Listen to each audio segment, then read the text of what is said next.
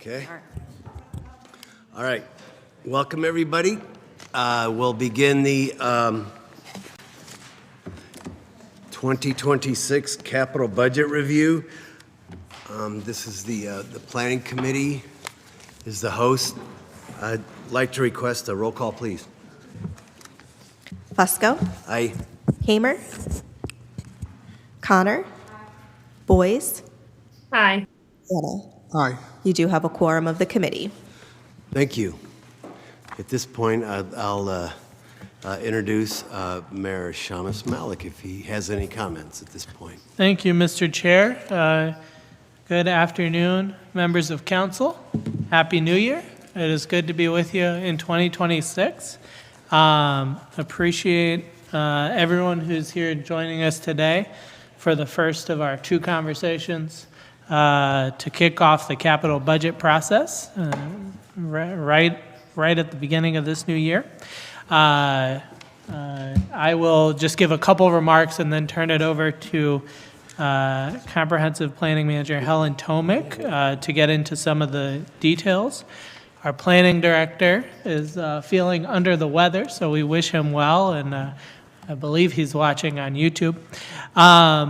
So this year's capital budget, we have worked to prioritize some main things. As you'll see there on page 5, water and sewer, there's a thin line. You can see it in the color version, but water and sewer, as we have moved through the consent decree, take up a lot of the budget. As you look up in the very back, there's an appendix that covers the category breakdown for the last 25 years, and you can see how water and sewer has become bigger and bigger line items. In the past, we didn't break them out, but we have broke them out this year and last year. I know we saw a number of water main breaks this past weekend. I think, just want to underscore, one of the most basic responsibilities we have as a community is making sure folks have fresh, safe drinking water and that it's able to be treated well. And so we've made amazing strides there, and you will notice that the EHRT project is still listed in here and will be discussed today. Again, as we announced last week, it is our hope that through the Ohio EPA, US EPA process with the federal judge, we will be able to avoid the construction of that facility at over $200 million, which adds to the overall savings of the consent decree, but it is still listed in here today. Transportation is another big focus. We're continuing with our annual resurfacing, 52 miles. What we are doing this year, and I think our service director will get into it more next week, but we're planning to break up the program into 2 separate contracts that will be bid so that we can make sure to get it done this year and not have carryover. So two contractors will have to do the 2. One contractor won't be able to do both, and that will help us. We also have invested money for sidewalks and some other pretty significant investments when it comes to roads. We're continuing with our North Main Street project. We are working on Home Avenue and the concrete replacement with asphalt there. And then also South Main, kind of the phase 3 of Main Street. It's not going to be as big as phase 1 and phase 2, nor, knock on wood, should it take as long or have as much disruption. But this was a key part of our discussions with GPD Group around their purchase of the old Goodrich Tire facility, and ultimately choosing to make that their long-term home to expand. And we also got the news today that many of you have seen that Buckingham, Doolittle, and Burroughs, one of the largest law firms in Northeast Ohio, is going to move down right there to the AES building as well. So the investments that we're going to make there in South Main Street, anyone who drives down South Main can see some of the challenges that we have in the concrete down there. And so this is going to be a much-needed improvement.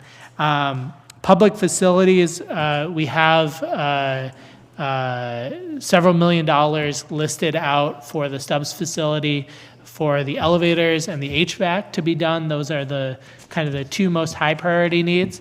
And then the first phase of design, what we are planning to do is 3 phases of a project. So if you think about it as likely around a $60 million project, we'll probably do 3 $20 million phases. So this year we'll do the first design. So it's about $2 million that's allocated for design of that first kind of $20 million segment. One of the reasons, as we've talked about, why we chose the Stubbs building to do a complete renovation as opposed to a new building is because depending on our financial situation as we go forward, we can do a couple of floors and we can slow down the project and wait a year or two and then do another phase. Whereas if we do a new build or we rehab another building, we just have to do it all at once. So this allows us to do it on our own timeline. But because the municipal court and the prosecutor's office has moved over to the Ocasek building, we do have a couple of floors at the top there to work with that are mostly vacant.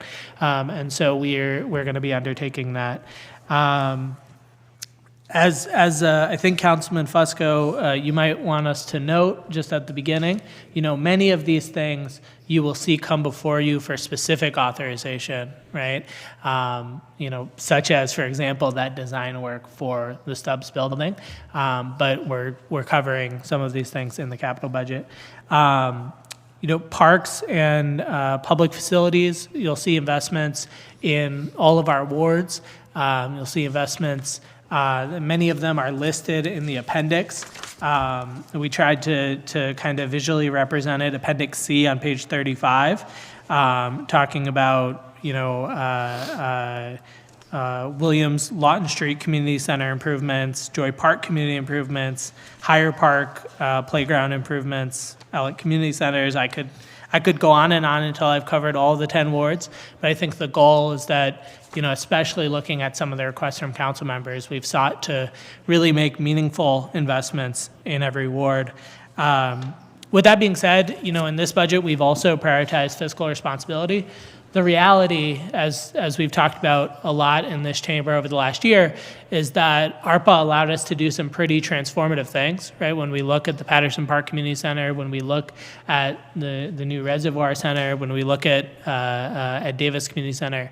But the reality is that we have to make sure that as ARPA now leaves us, that we really are operating within our means. And so as you look at the IT4 budget, you'll see in that breakdown more of that money than ever before going to police and fire staffing as opposed to things like vehicle replacement or equipment, and then really seeking to, wherever possible, cash fund things so that we're not kind of borrowing and creating more debt long-term for the city. Because our geo debt has gone down slightly over the last few years, that allows us to cash fund more things. But we're trying to be as selective as possible. And so, for instance, this year, instead of picking 2 parks for Akron Parks Collaborative, our goal is to pick 1 park, continue the work that we've already done with the 2 existing awards, but pick 1 park in 2026, right? So, and in all of these cases, we've been talking and working with those partners, for example, for Akron Parks Collaborative. So, this is some of what we're hoping to cover over the next 2 weeks.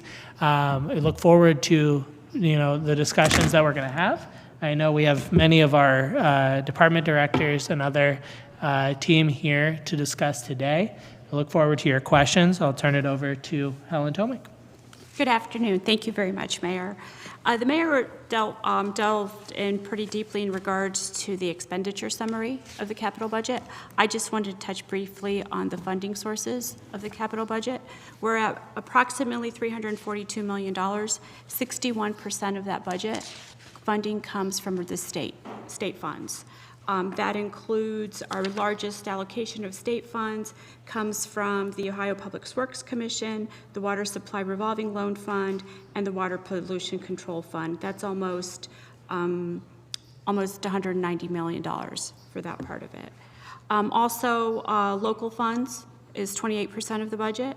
That includes income tax, IT4, and the Sewer Capital Fund are the three largest initiatives there, along with the general obligation.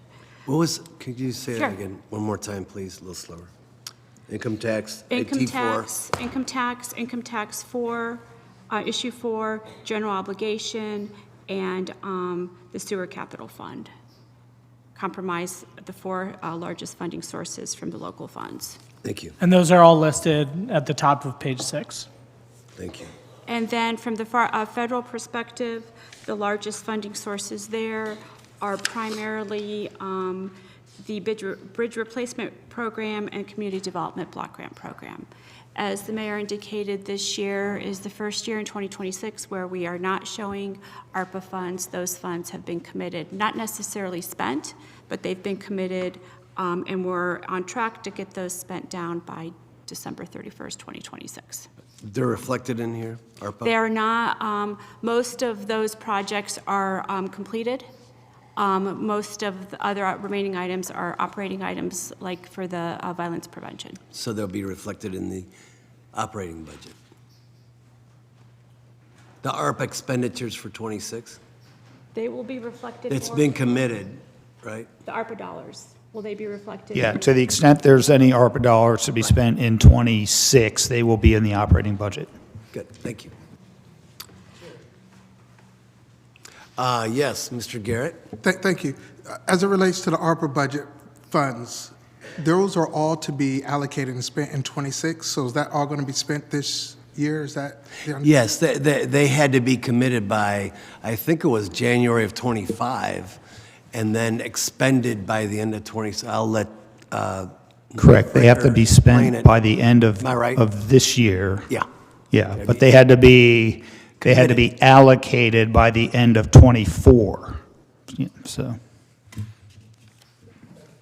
Beginning of '25, or the end of '24, whichever way.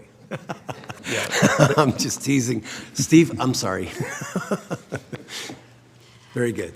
Helen? So I'd like to go ahead and get started with the actual presentation. Today, we will be starting on Thank you. page Be quick. 23. 23? Economic development, correct. Okay, You I'm will going. all- Here's the deal.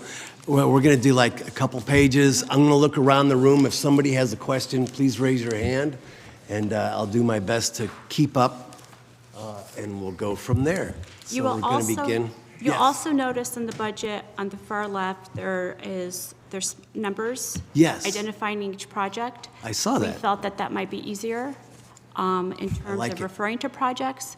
We'll Yes. test it out this year and see what happens. Cool. So with economic development, I'd like to turn it over to Susie Graham-Moore and Sean Bowman. Thank you, and- and welcome, ED. And I'm Yes, Mayor. I have to leave, but I, back this evening, appreciate it very much and look forward to the discussion over the next few weeks. Thank you. Thank you, Mayor. Thank you. And you never have to raise your hand, Okay. Mayor. Look, old habits die hard. There you go. Yes, welcome, economic development. Good afternoon, Mr. Chair and members of council. The City of Akron's Economic Development Department complements the work of the Planning Department within the Office of Integrated Development. The department focuses on fostering economic growth, retaining and attracting businesses, strengthening business districts, and improving the quality of life for our residents here in the City of Akron.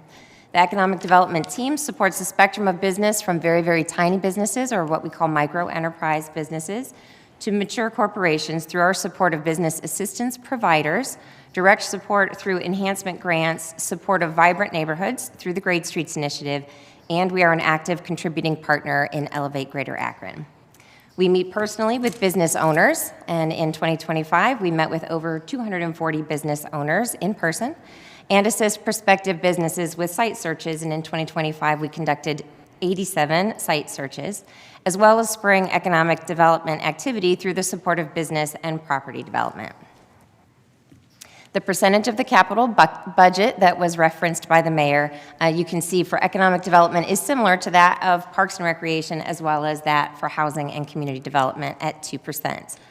The detail for the $8,650,000 budget begins on page 23 and includes allocations for brownfield remediation. That $100,000 budget is to complement any additional grants that might be pursued through the Ohio Department of Development and other sources. Business enhancement grant, which remains at the same level as our 2025 level at $400,000. Previously approved support of the Downtown Akron Development Corp. We are in year 2 of 3 in that commitment, as well as $500,000 for broad support of our valuable CDCs through these CDBG funds. Included is also the demolition for 1200 Firestone, understanding that we are exploring options But we do need to make sure that it is critical that we retain that amount in our budget for the demolition, should we end up pursuing the demolition, and as well as the exploration of the feasibility of additional housing in the Hickory Street neighborhood with $116,000 of Department of Development funds. We're gonna, I'll like, just get through this ED part, and then we'll begin questions. Thank you. And then our contribution for support of the polymer cluster and polymer pilot facility, that is something that was previously brought and approved through legislation. We are in year 2 of 3, and so that is in the budget, as well as the University of Akron Polsky redevelopment, also brought for legislation in prior years. But since that project has yet to begin, we have year 1 of 4 in the budget for this year. And then finally, Great Streets is in with an investment at $400,000 for ongoing business and facade support, as well as $150,000 in public improvements and infrastructure that would come from CDBG funds.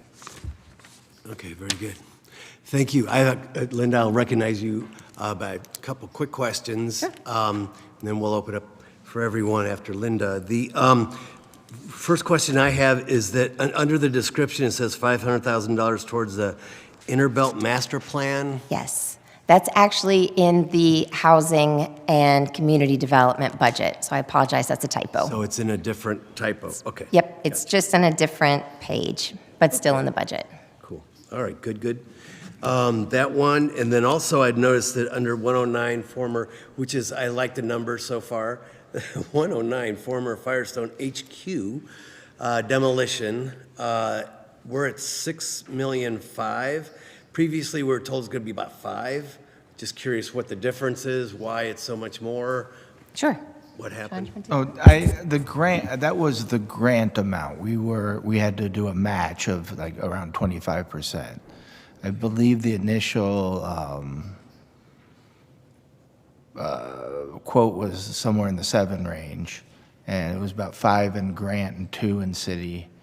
I'm thinking the reason it's went down is that we have started the abatement on some of the buildings. Yeah, I think a lot of us were here. I'm not going to speak for everybody or anybody except for myself. Just in that, I thought it was $5 million for the demo piece. Now I'm looking at 6. It cost $5 million more to save the front bay. That was the $5 million. Okay. It was like a $12 million project if we were going to try to save the front bay. Okay. Good. So the 12 million, but we have 6.5. So how's that going to look? Some of it was in the 2025 budget. Okay. So the 2025. But we just started It's it sitting recently, there. right? Yeah, it's sitting there for 2025, and then this would be additional cost. That'll get us closer to the 7 million. Okay. And I can get those numbers. I don't have the Yeah. 25 in front of me. Okay. But I can get those for you next week. Okay, cool. That'd be perfect. Thank you so much. Linda Mobian. Excuse me, can you come to a microphone? Those online won't be able to hear you without being in a microphone. I'm sorry. Thank you.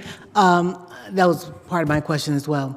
Is there a reason why we don't carry over the funds from the previous year if it still has to do with this particular item? So for this one, we usually do carry it over, but for this one, when we were looking at our debt options, we included that in the debt because we thought it would go forward last year. Okay. Now, the councilman is asking us to approve the preservation of a part of that building.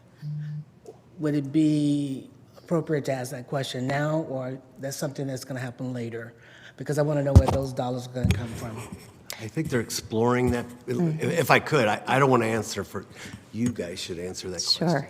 I would start in a very similar fashion. So right now, we're exploring all of our potential options, including if and what architecture might be able to be salvaged as part of leaving it right where it is or finding an alternative way to commemorate that structure. And so this is, honestly, it's like a moving project. Okay. And so I think that's also why the number is at $6,500,000, was to make sure that there were sufficient funds budgeted for the project, for the demolition, should we have to go through the whole demolition. But I do want to double check Okay. And also get an understanding of, so we have had folks in there doing asbestos remediation, and so some of those costs have already been incurred. But I want to try to get you a better picture of what that looks like to date. And And I think there's an ongoing discussion, and we need to have some idea how much it's going to cost to do that if we're to vote on it.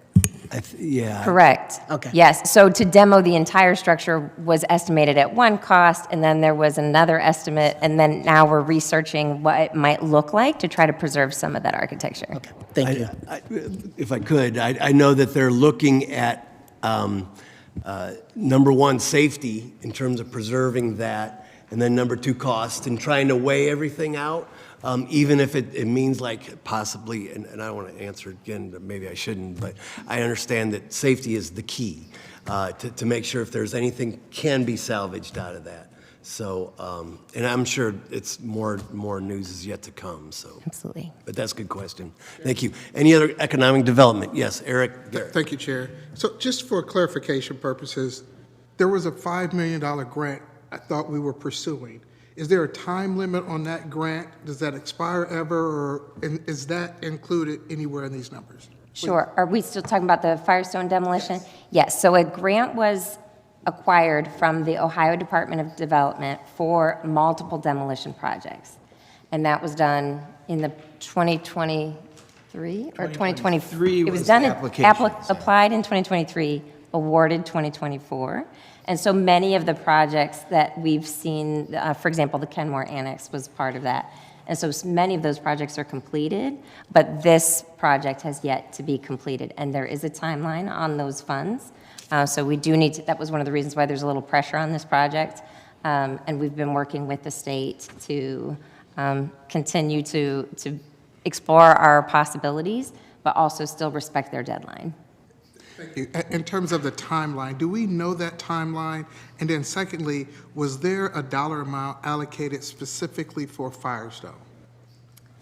There was an estimate that was done for Firestone. I'd have to go back and look at it to get it for you. The deadline, so some of the work is already in progress as far as asbestos remediation. The timeline, I would also have to find out exactly what month that is and get back with you. Okay. And then this is the last thing. Thank you. Yes. If we're planning on demoing the building, just help me out with the whole asbestos piece. Is there still a need to go in and do asbestos remediation if we're going to demo? Yes, either way. So whether it would be preserved or the building would be demolished, we would need to abate the asbestos before it was demolished to make sure that we're doing that in a safe manner. Sure. Thank you, Fran Wilson. Thank you, Chair. Two things. I noticed I was originally looking at the December 12th version that was in front of the Planning Commission, and I just saw two additions to Economic and Job Development, the 106 and 110, the Brownfield and then Hickory. Has there been changes since December 12th? Those were overlooked when we presented to Planning Commission. Okay, understood. Thank you. Added those. Okay, if I may, just Yes. one more question. On the CDC, I've done some work with some CDCs. CDCs are a great avenue for community development and work in our communities. Do we have an idea of how that money will be spent out? I really personally want to emphasize that we have a number of smaller CDCs, and I think they're doing really good on the ground work. So I just wanted to share that. Are you referring Helen? to the CDBG section of the CDCs or the downtown CDC? 111, which is the Community Development Corporation support on page 24. So we actually issued a request for proposals in December, possibly late November. Those are due in January, I believe. So once we review all of those, we will be back at City Council proposing and making recommendations of funding. Okay, thank you. Thank you. We'll get another look. Further questions on economic development? Mr. Chair, Yes, Thank Margaret you. Somerville? just a question regarding Great Streets. Do we know how much we actually spent last year? I just want to make sure with 13 business districts that we're really truly meeting the needs of those businesses. Yes, so the facade and business improvement grants that we awarded were awarded right before the end of the year. Those actually have to be paid out. They'll be paid out in 2026, but the total for those was 394,000 and a little bit more, but I don't have the exact number on me. Okay, thank you. So we have 400,000 plus 150 is what I'm understanding? Yes, the 150 is typically invested in public infrastructure, public improvements, lighting, sidewalk, curb cuts, those kinds of things. Okay, thank you. Sure. Further questions? Do I see some? Eric Garrett? Yeah, thank you. So, thank you. As it relates to the facade grant funds, 400,000, and you mentioned 300-something thousand that we spent. Are individuals able to pursue the rest of that to get up to the $400,000 to folks for Gray Streets? That's a very good question. So the round of grants that we issued had parameters around them for eligibility. And so we are only awarding folks that were eligible within the awards or within the restrictions of the application. And fortunately, all who were eligible were able to receive funding, which brought us to that 394,000 and some change. So with any remaining funds, we would not issue additional program-related funds because there wasn't, to try to honor the application process. So if you were eligible, you received funds. If you were not eligible or outside of the parameters of the grant, we didn't have a process that accepted additional applications for those folks. Does that make sense? Thank you. So those remaining funds go where? In the general fund. Or back that. Or back to just rolled over CDBG, to sorry. CDBG. Yeah, Helen just doesn't give them to us, I think is probably the way to. Over the Yeah, next we year. will put in invoices for each one, but, you know, the CDBG money has Not its own spent. ballot, yeah, and, It'll be rolled over into 2027. yeah. Okay. So the 400,000 that Madam President spoke of, and then 150,000, and then am I just to assume that the remainder, so then that's going to be 450, I'm sorry, No. 550,000 plus the additional change, or is it, you said it goes back to another space? It'll probably, it just depends, and I will say, when we talk about CDBG today, next week, those are just projections. We do not know what we're going to get for 2026. Congress has not appropriated, and I'm thinking we may know in maybe March or April or June or July. We're just estimating this is what we're going to receive. We do have funds set aside for $400,000 for the Great Streets program, hoping we will get something similar to our allocation. We have committed to these businesses and we will follow through with that. Speculating beyond 26 to 27, where it's a very gray area right now, so we cannot make any promises as to what that Great Street budget will look like in 2027. Thank you. My concern was just the carryover, just the what was left over. Thank you. Further questions or comments? I don't see any, so we could carry on to the next section, I believe. Thank you very much. Thanks, Economic Development. Next is sewer. Sewer. What page will we be on? Page 25. Page 25, ladies and gentlemen, sewer.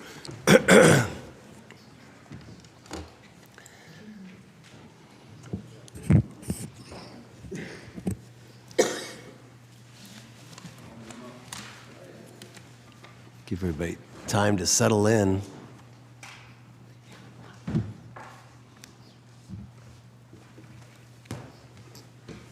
So is it safe to assume that Mr. Ludlow will be kicking us off here or throwing the opening pitch or Yes, sir. yeah, ceremonial opening pitch?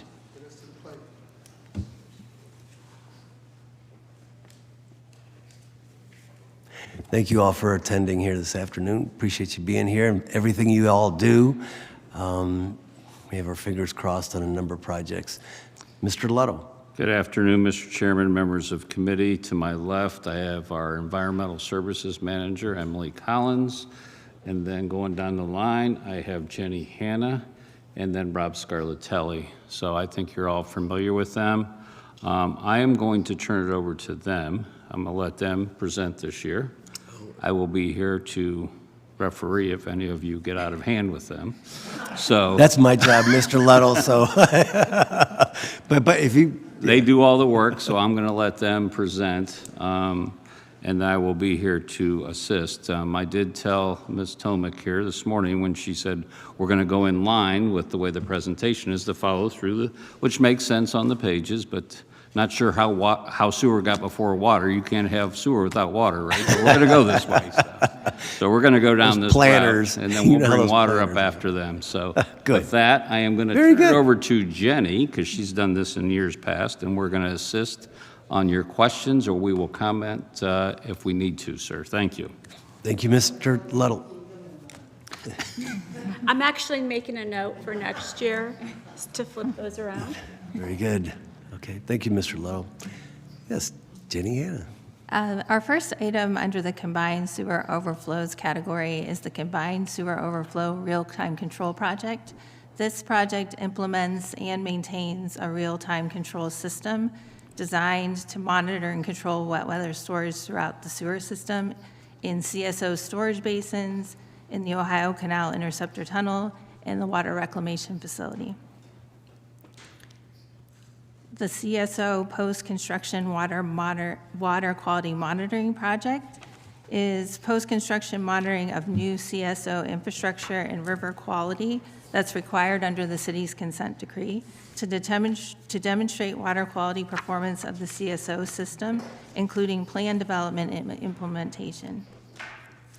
The CSO Program Management Team provides program management for implementation of the city's consent decree and integrated plan, including PMT, the Program Management Team, the Green Infrastructure, and rate study.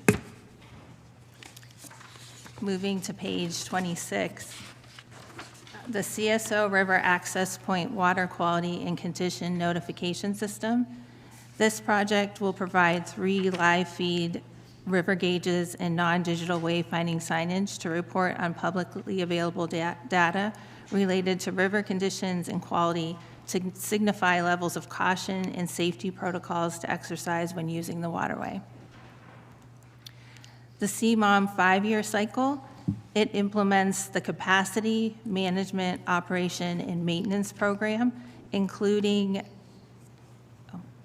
which requires cleaning and inspections of all the sewers in the city system, all the sanitary and combined sewers in the city system every 5 years, and identifies projects that are needed to help prevent SSOs in the system. This is also a project required under the consent decree. The Cuyahoga Street Storage Facility Treatment Improvements Project is a carryover project. It will provide treatment on overflows from the Cuyahoga Street Storage Facility. This is an alternative project to the Enhanced High Rate Treatment Facility, EHRT facility, which is listed next in our list, and it's proposed under the Consent Decree Amendment Number 4 as that alternative project. The Enhanced High Rate Treatment Facility project is also a carryover project. The EHRT would treat the remaining combined sewer overflows from the Ohio Canal Interceptor Tunnel. This facility is the last project that's listed in the city's consent decree. The North Side Interceptor Tunnel project is also a carryover project. It's a combined sewer overflow storage tunnel that captures CSO overflows from racks 32 through 35 drainage areas.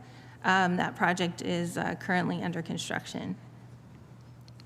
The Ohio Canal Interceptor Tunnel, these are closeout charges that are listed. This consent decree project intercepts and stores combined sewer overflows from 9 racks in the city's sewer system. And the Riverside Sewer Separation CSO Rack 34, this item is for closeout charges. This project constructed new storm sewers in the Rack 34 drainage area, which is in North Hill. The separate storm and sanitary flow, separating the storm and sanitary flow reduced overflows to the Cuyahoga River and will reduce the area's contribution to the future Northside Interceptor Tunnel. Okay, I have a question. Now that we're done with that piece and we're going to go into sanitary sewer, that's next, the Britton Road Pump Station. on item 120, the CMOM, is that annual or is that altogether the 4.5 million? That's an annual cost. So the 4.5 is an annual cost. And And- that'll, okay, what year are we in? We are in year 2 of the 4th CMOM cycle. Okay. Okay, will that then be eliminated after the 5 years, you think? After the completion of the Yeah, consent yeah. the decree.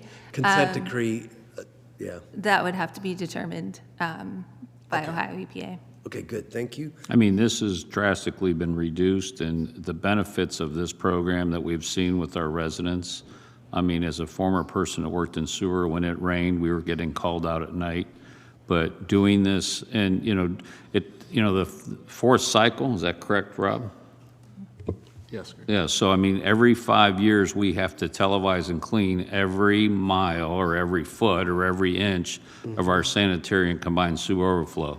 So that's cleaning, and then we identify, and then as you'll see in here, we have to do repairs on the sewer system as we identify them. So the lining we have done, the cleaning, it's dropped considerably because it was a lot more because the extensive cleaning we had to do 15 years ago and the repairs, but this has been something that has been very fruitful in the consent They decree. probably continue in some form. Yeah, or in some another, form, just yes. not- Or we will look at those large diameter pipes that we lined, and now we're not even having to clean them. They're almost self-cleaning, and we televise them, okay? But when you line a pipe, it's Keep up on it, rehabilitated, yes, so we'll keep up with this. Cool. Very good to know. Thank you. And secondly, just out of curiosity, and I know it's hard to probably pinpoint exactly, but in terms of the north side interceptor, where are we at on that? Or what percentage completion? About, approximately, in a range? Go ahead, you take it. I think it's 65%, right? Yes. About 60? 65% and on schedule.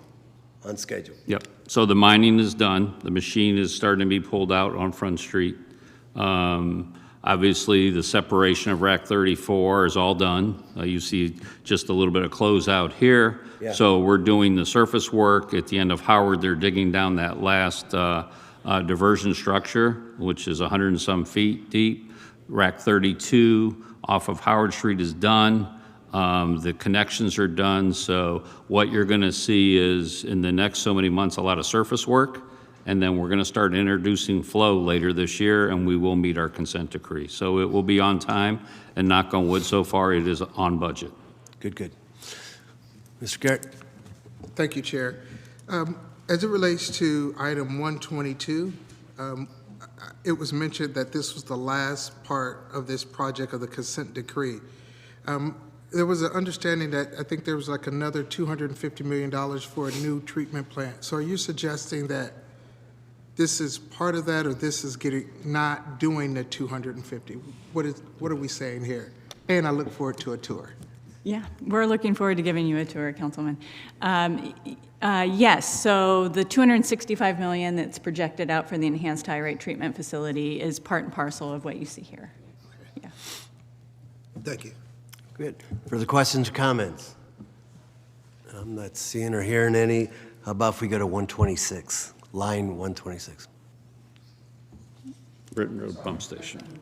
Did you have another question? Excuse me. Sure. So just so that I'm clear, the consent decree is suggesting that we spend another $250 million. It was my understanding that Mr. Chris is suggesting, hey, we've done a phenomenal job, perhaps we don't need to spend that. So help me understand that. So this high-rate treatment facility is one point. It's not the whole entire system. So the tunnel that was completed in 2020 is what we call the OSIT, or the Ohio Canal Interceptor Tunnel. When we signed the consent decree in 2014, it was deemed that we were going to still, even building a 27-foot diameter tunnel underneath downtown, it was still projected to overflow 7 times in the typical year at about 191 million gallons of overflow. That was what was modeled, and that's what it was done. Yes. As you saw in the first couple things that Jenny mentioned was the real-time control.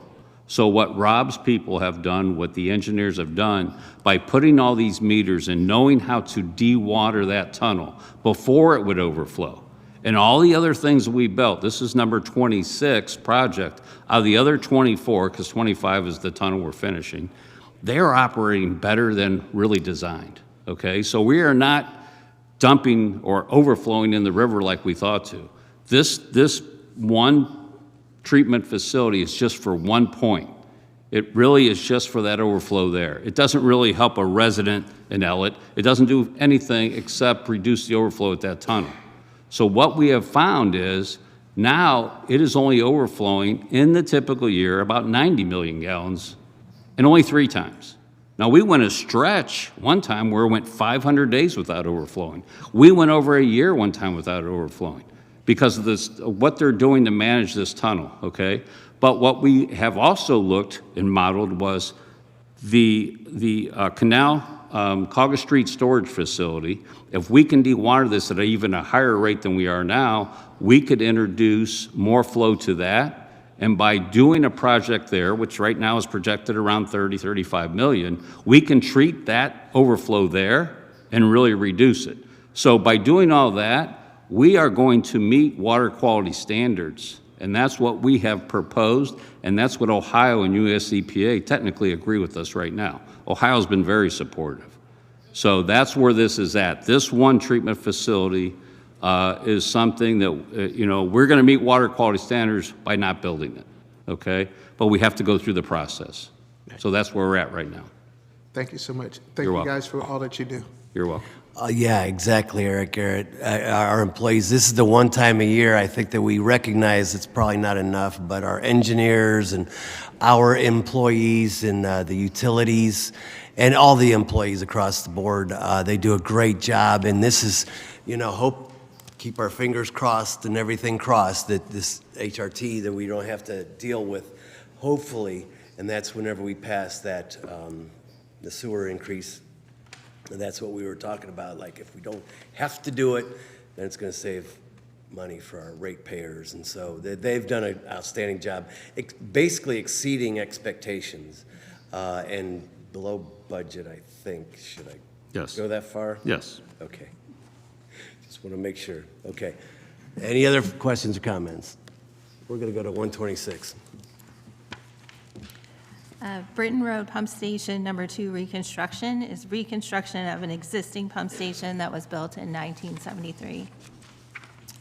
Moving to page 27, item 127, flow monitoring and rain gauges. This is continued operation and maintenance of the city's rain gauges that collect rainfall data and flow monitoring in the system that collect flow data.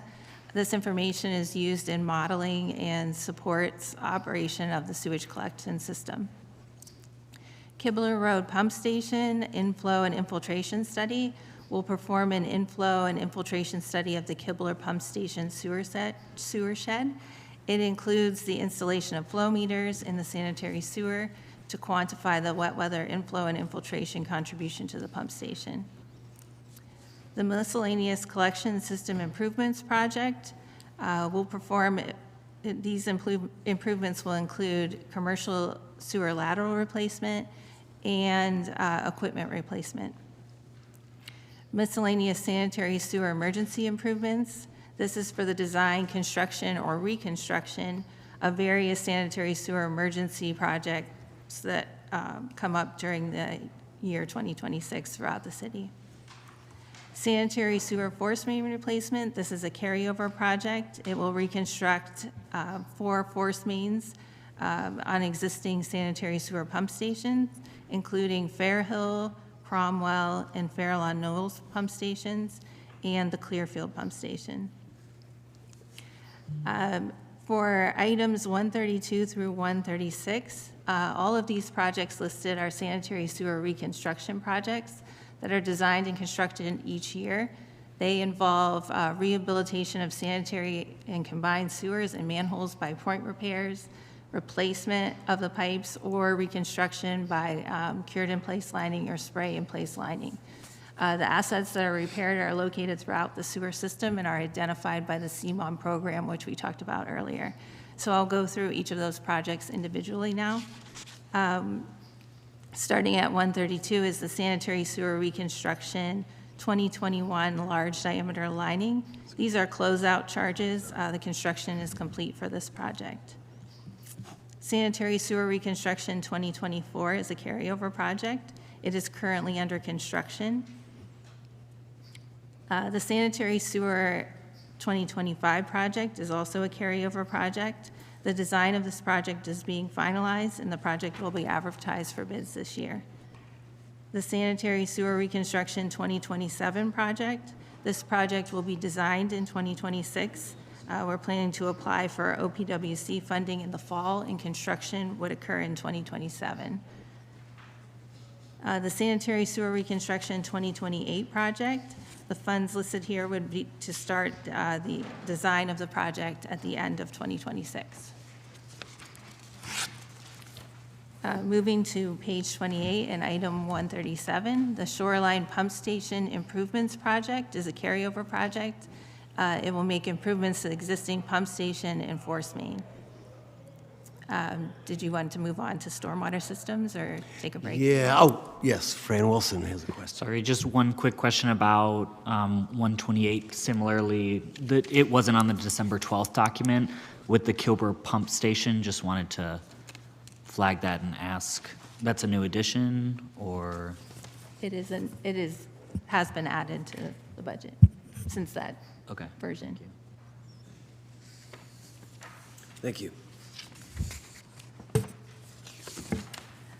The Castle Boulevard Storm Outlet Project as a carryover project, it will replace the storm sewer outlet on Castle Boulevard, which is failing and causing erosion of the slope. Miscellaneous storm sewer and stormwater improvements is for the design and construction of miscellaneous storm sewer improvements throughout the city. It includes work in stormwater ditches and drainage ways. Moving to the water reclamation facility projects. Number 140, the annual plant and pump station renewal. This provides miscellaneous improvements to the water reclamation facility, pump stations within the collection system, and improvements at the renewable energy facility. The WRF Renewable Energy Facility polymer system improvements is a carryover project.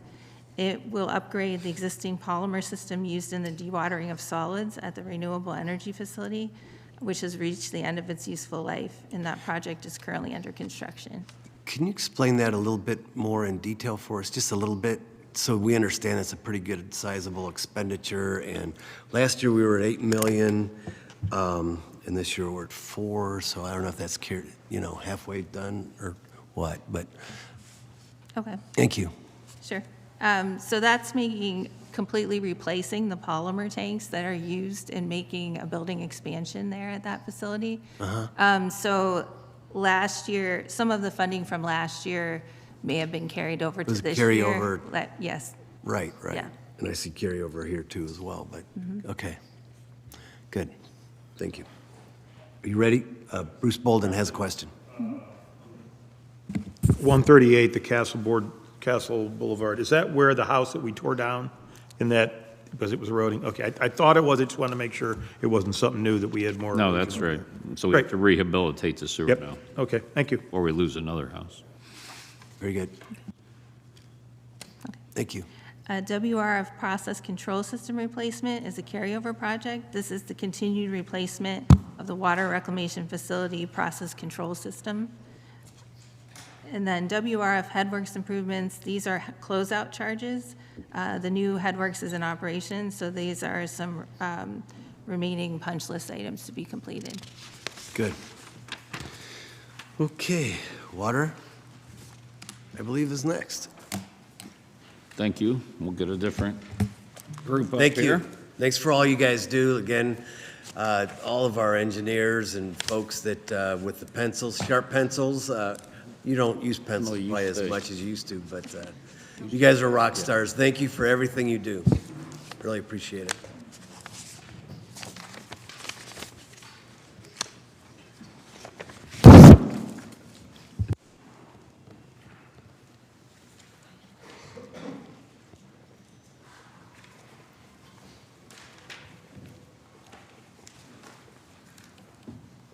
Mr. Ludlow? Okay, thank you again. This is our water capital budget portion. Before we start, I'd be remiss not to thank Helen through this whole process. I mean, I told her earlier, it's like herding cats. She's done a fantastic job putting all these different departments, especially for service, and wrangling all this together. So I want to thank her before we start, because when we get done, we may just be, I didn't want to forget that. So I wanted to throw that in. So thank you, Helen. Thank you.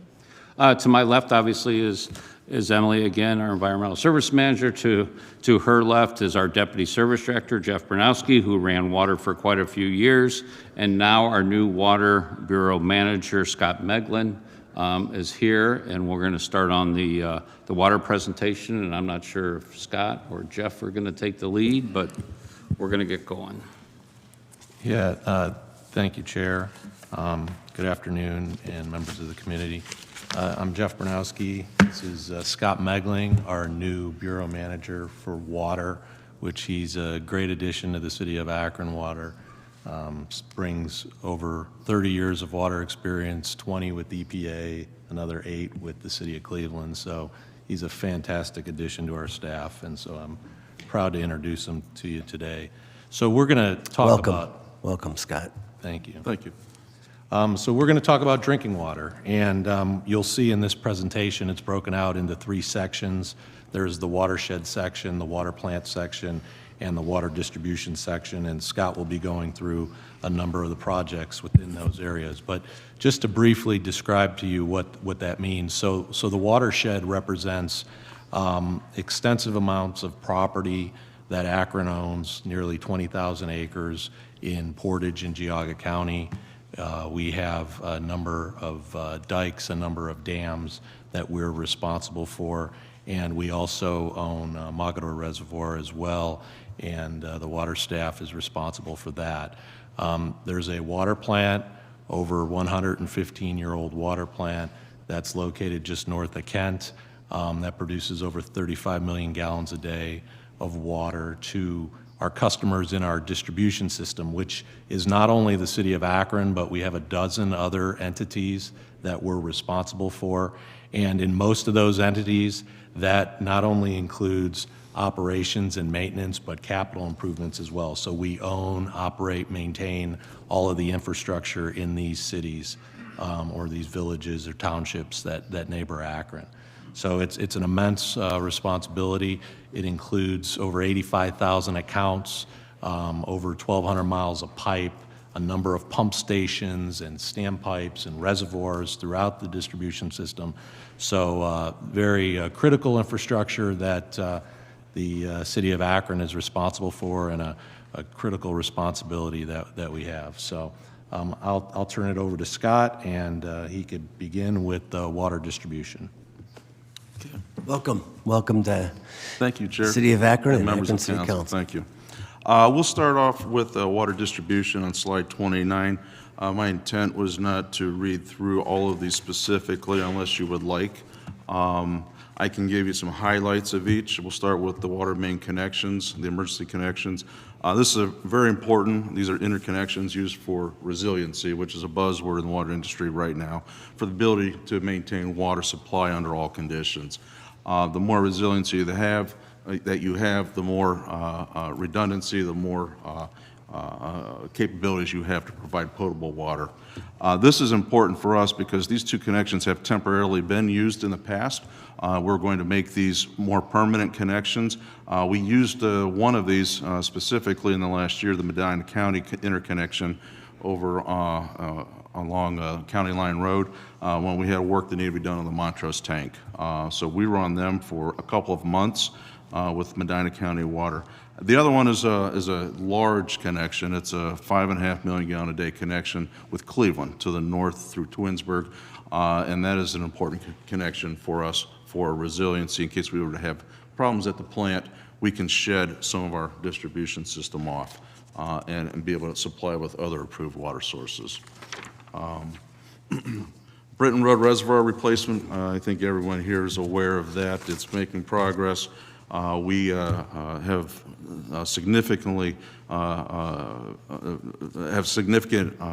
demolition has been occurring over the past week.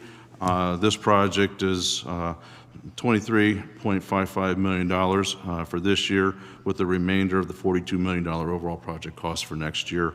It's obviously an important project, again, for resiliency and redundancy. The fixed network advanced metering infrastructure, this is a wrap-up of the AMI project. These bids, actually we have some bids due January 7th, and this includes the last of the 4,000 meters that need to be replaced. It includes spry point work and the customer information system. We expect this to be implemented in the second and third quarters of this year. And the remaining balance of this project is rolled over into this overall figure. We're expecting the bids on Thursday to be somewhere around $4.1 million. Force main rehab. This is a design project that's been in the works for over a year. Legislation is forthcoming. The final plans we expect to be finished and construction is planned for the summer of 2026. And this is an important project also because these are sections of the 1919 and the 1912 transmission lines that lead from the plant to the system. They were found to have significant deficiencies, as was the Memorial Parkway main. So these obviously are a priority to us to get done to maintain resiliency. Hawkins Avenue, these are approved plans. They've been approved by Ohio EPA. Legislation's been drafted. These will be presented to council in early January.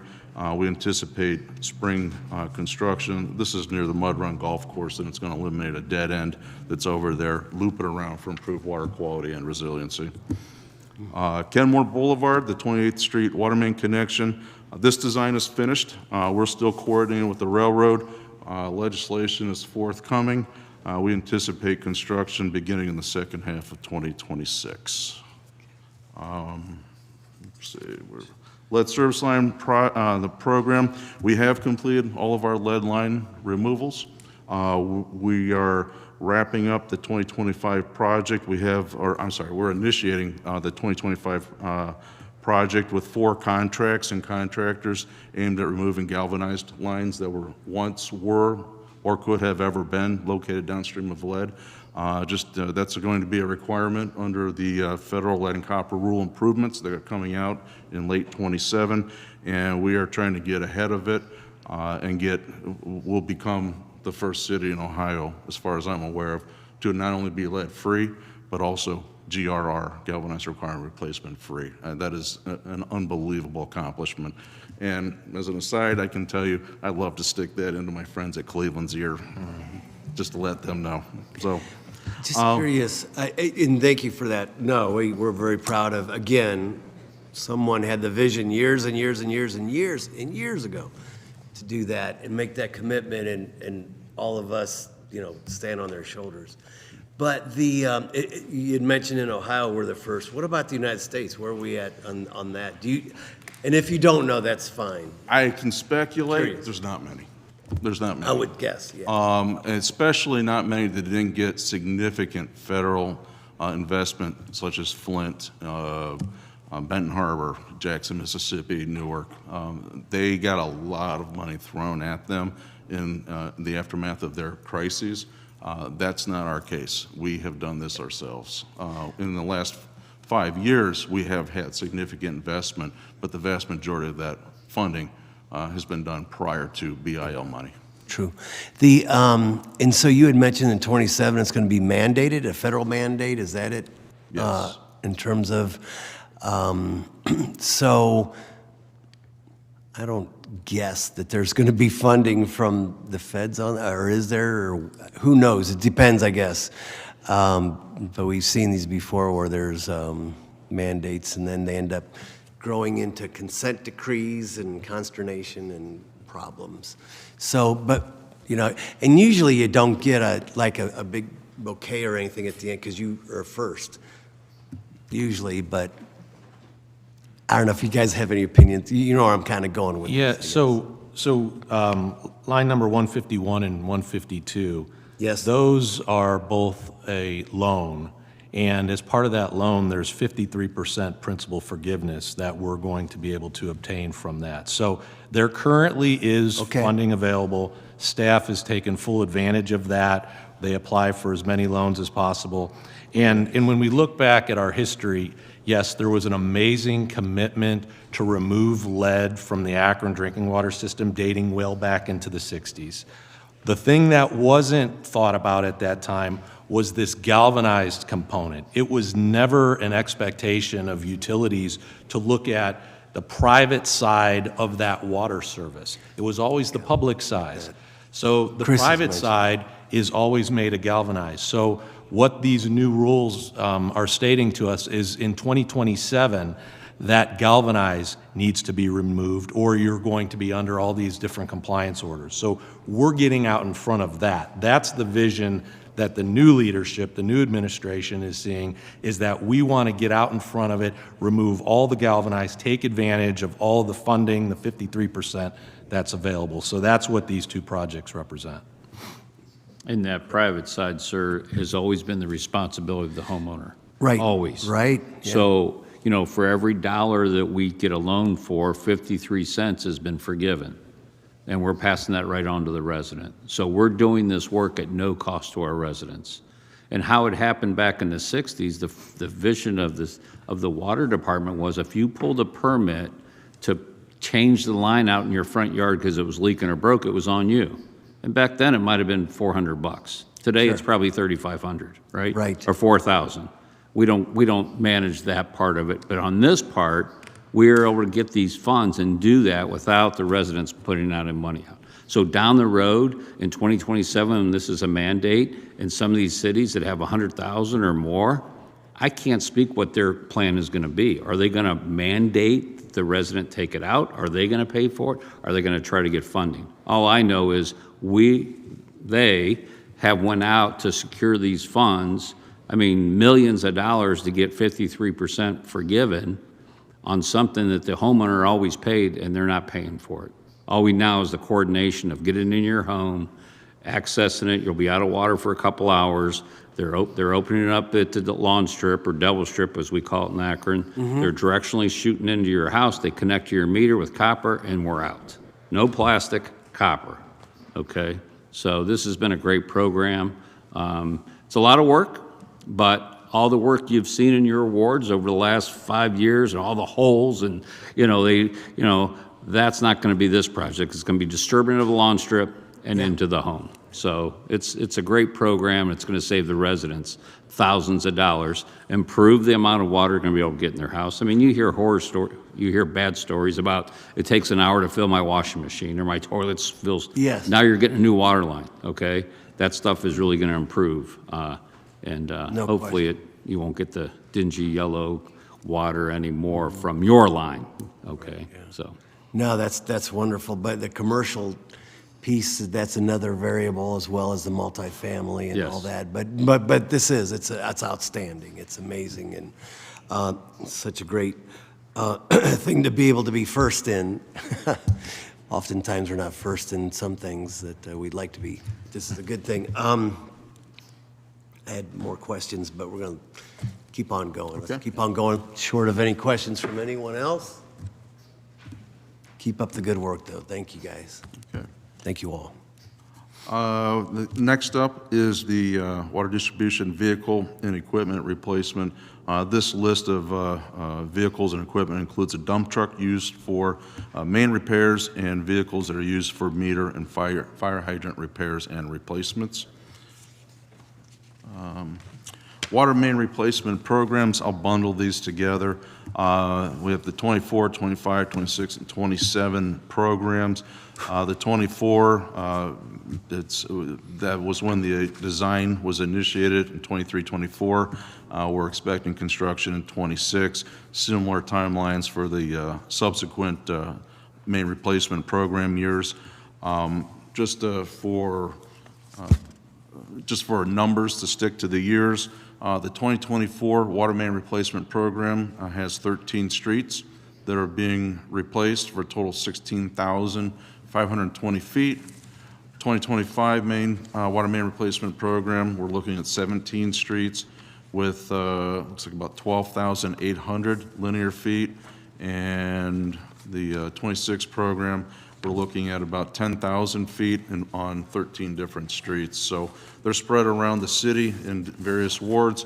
Criteria used is usually break rate, operation maintenance issues, age, obviously. So if there's any questions on that, Very good, Eric. Garrett? Thank you. Is there a particular area that experiences more of these issues from your expertise? Usually it's based on age, but construction techniques tend to play into it, so it's not necessarily specific to a ward or an area per se. It has a lot of other factors that are involved with determining break rates and things like that. I don't know if you can add anything to the history of that. Yeah, no, I concur. Age is critically important, but even like the pressure, you may notice, like even this past weekend, we had a break on Riverview Road in the valley because those are at higher pressures. The type of pipe that was used also comes into consideration. So staff does an extensive amount of effort in trying to prioritize those mains that they feel might be most susceptible to failure. And there's also a lot of other things that go into, selecting mains, like when lead services was an issue, we made a big decision to make sure we're getting rid of as many lead services as part of the project, or resurfacing, trying to get out in front of resurfacing. We don't want to replace a water main and then all after a road had just been resurfaced. It's not smart. So staff has been doing a really good job of prioritizing them in that fashion. Thank you. Everybody else okay? Very good. Are we on to water plant? Almost. The line 158, Wheeling and gotcha. Lake Erie Railroad. That project, we're finishing the design on that. We do need legislation. We're still coordinating with the railroads and with ODOT on that. We're hoping to bid this project in the second half of 2026. Gotcha. Very good. Water plant. Onto the plant. As Jeff mentioned earlier, the water plant is over 110 years old. There are a number of things that need to be done to keep that plant running and operational and able to meet current water quality standards from Ohio EPA and US EPA, and these are only getting more and more stringent as we go. So a lot of these projects are aimed at just being able to maintain status quo and our ability to treat water to meet the standards. First up is the advanced treatment facility construction. This one is in the design phase. It's just initiated a few weeks ago. This is a granular activated carbon facility, and it's to address a lot of these tightening regulations, including organics in the source water that can cause things like disinfection byproducts. Plus, it's best available treatment technology under the federal rules for PFAS, which is the forever chemical I think that everybody's heard about. We have not had detections of it. We hope to test out of frequent monitoring of it by demonstrating we don't have it in our source water, but in the event we do, this facility, one of its purposes will also be to address these forever chemicals. Again, the Ohio EPA rules are getting tighter and tighter. This is a significant treatment advancement at the plant to help meet current and future regulations. Backwash pumps, we closed the request for qualifications back in late November. We're waiting on proposals to come in. Legislation will be forthcoming. We're expecting a design to be in 2026. And hopefully at least some start of the construction will be in 26, hopefully to finish in 2027. These are two pumps that are dedicated with a dedicated what we call a motor control panel. Basically, it's the power and the controls to these pumps that help backwash our filters. We're backwashing filters daily, so this is a critical piece of equipment. Ohio EPA requires us to have two ways to do this. This is one of the ways, and this desperately needs done. I believe we've been talking about having to rebuild these for 20 years. It needs done. Fluoride and hydrochloric acid feed system. These are one's a required chemical, the other is a critical chemical for one of our pre-treatment chemicals. These are carryover costs from last year. We're in construction right now on both of these chemicals. We're holding off on the fluoride until later in the year, until we can complete the hydrochloric acid system entirely. The high service pump ball and limit torque manual valve replacements. These are critical pieces of, or critical portions of our plant. And I lost my page. There we go. These are construction dollars, and they're intended for 2026. There's miscellaneous plant improvements. These are placeholders. Nothing's been specified yet. We're looking at about $200,000 with that. The raw water intake valve repair and replacement. This is a phase 1 project. We're waiting on final plans. We do need legislation. We're hoping to bid this in the first quarter, and hopefully to replace these 2 very large valves up at the Lake Rockwell. They are broken on our backup supply from Lake Rockwell. They've been broken. They need replaced so that we have the ability to get water from 2 different lines in case something were to happen to our primary. The sedimentation basins, HVAC replacement. This is a carryover from last year. There's no design with this. It was bid spec by AES. Construction begins in April. There's a long lead time on this project, but it'll work out for us because we won't need heat in the springtime, and it'll be a good time for us to be able to replace this equipment. And it's important.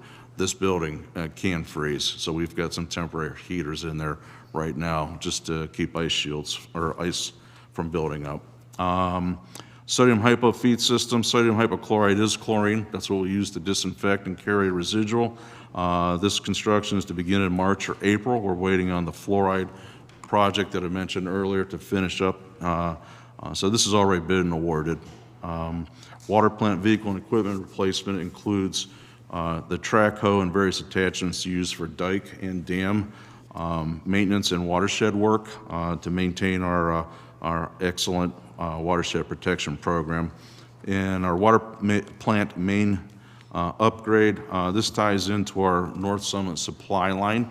This is the line that provides potable water back to the plant for redundancy. This is going to be provided to the plant and also helps us with our customers up to the north.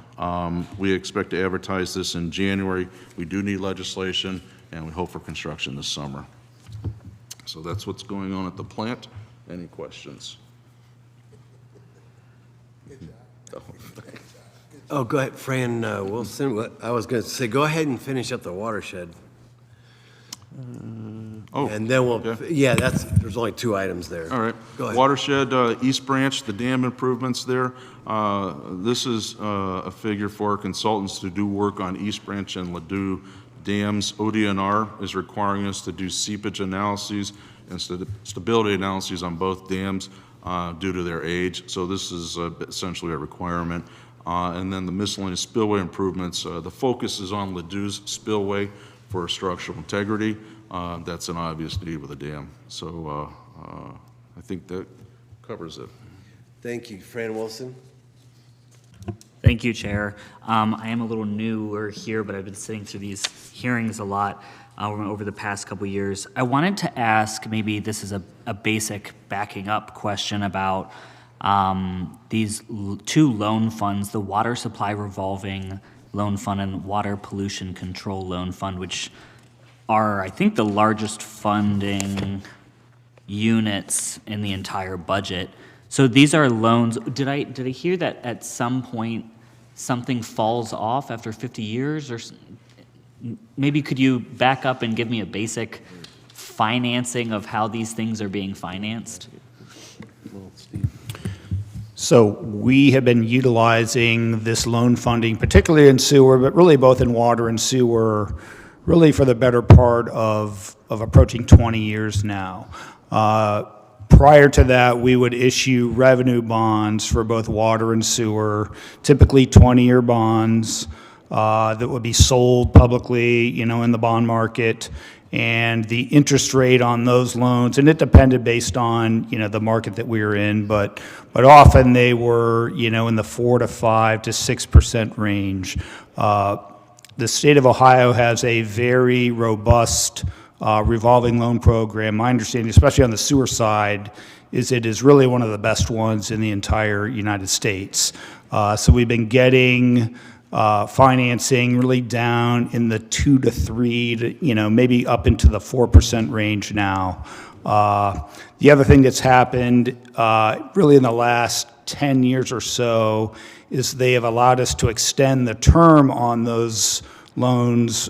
Typically, they were 20 years, and now we've been getting some 30, and even now, typically, we get 45-year financing for these larger projects, which really spreads out the affordability of these projects when we're looking at our water and sewer ratepayers. If they were having to finance those projects over, shorter terms, that would then dictate that we have, higher rates needed to pay the debt service on those loans, on an annual basis. So we've been very fortunate that, especially with the consent decree in place, that we have had this lower rate financing available from these loan funds. In answer to your question, yes, some of these do, now we've gone through, on some of these projects 20 years, so some of those are beginning to fall off. But a lot of them, because this loan financing is a long period of time, many of those will be out, at this point in time, going out into, the 2070s and 80s, and we don't like to think about something that will go out that far, but that's the nature of the assets that we're replacing, and these are long-term, 100-year assets in many cases. Thank you. Eric Garrett? Thank you, Chair. As it relates to, I know this is a lot of money that's going through. In the military, one of the things they would do is they would cross-train some of the soldiers to do some of the work. Mr. Chris, is there a possibility that some of the hard workers that you have can be cross-trained to do some of this to maybe not have to outsource so much? I think what you've seen recently is, we do have to work more efficiently, and we have done some of those things. I don't know how many years it's been, but we built a new sewer maintenance facility at the water treatment facility, WRF. Okay, they used to be up on Home Avenue. Okay, we moved them down there to be more efficient. So when you have a crew that are fixing pumps at the plant, and you have a crew on Home Avenue fixing pumps at these various pump stations, they're not doing exactly the same work, but it's close to the same. So we have cross-trained, and I'm a pump station mechanic in sewer maintenance. Well, you could be a pump station mechanic at the plant. And they've done a lot of that in water too, by using the same personnel to do some of that work. So if you look at water and sewer 30 years ago, I'm sure it was over 100 employees at each place, okay? Well over. But with technology, with everything else, we have done cross-training, but we also try to give our employees the best equipment they have available to do those things. I mean, in the 80s or 70s, there was a crew of sewer workers that went, when there was an excavation, they had to excavate the hole, and they would put sheeting boards to support the hole. That's all they did. They went from one to the next to the next. When the next crew come in and fix the pipe, they would come back, pull the boards, and then they would backfill and fill the road, okay? Now it's a crew of 5. You have an operator, they dig, they put a sheeting box in to protect the hole. Those same crew members go down, they fix the pipe, they pull the box, they backfill the hole, and they go on to the next repair. So, costs have gone up on material, costs have gone up on equipment. Obviously, labor costs have gone up. But to kind of a long answer, yes, we do cross-train and give them more opportunity to advance in their career. Yep. Thank you. You're welcome. Further questions or comments? Okay, not hearing any. We are, this concludes the first phase of our capital budget review next week at what time will that be, Sarah Viviano? 3:15 next week as well. 3:15 as well, okay. And we'll be covering, Helen? It'll be transportation, parks and recreation, public facilities, miscellaneous, and housing and community development. Very good. Yes. Thank you so much. Thank you, everyone, for coming today, and thank you for all the work that you do. We certainly appreciate it. especially you folks sitting out there, every day that you think about how to deliver services better to Akron. Thank you. Thank you. Council will meet in its organizational session at 6 o'clock. Thank you.